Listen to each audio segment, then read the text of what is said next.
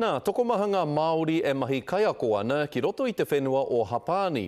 Ko Pātuki Harding tētahi, kua iwatau ia e whakaako ana i te reo Pākehā ki ngā hapanihi.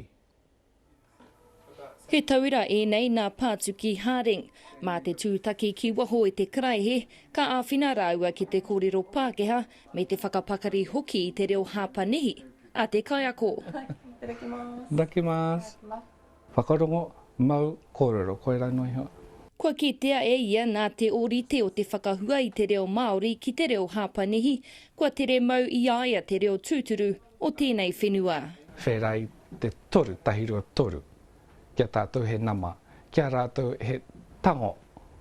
Ōrite hoki te kupu, te rekerawa te tikanga. He speaks very, very good Japanese. So when we see each other outside of the school, half of our conversation usually in Japanese.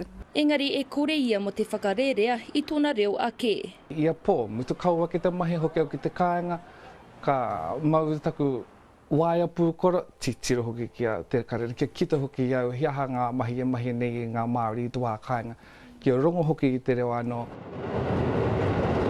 Kua tino waia ia ki te noho ki Tokyo, he whenua tēnei me whai ia rātou tikanga, mā reira e māmā ke te oranga me tana mahi whakaako. Ko ngā tamariki e toru tau, ko te mea nohi rawa atu tāku tauira.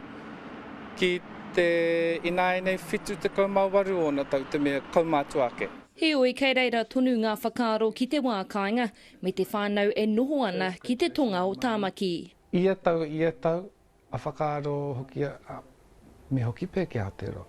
Engari me hoki atu ki te kāinga, pē whē hoki a.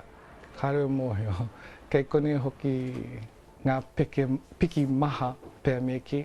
Ko te mea miharo kei roto i iaia, e whakatata ana ki te wā krihimete, ka hoki atu ki te wā kāinga whakanui ai me te whānau. Ka atahi ka hoki mai ki tōna kāinga, tuarua. Irina Smith, Te Karere.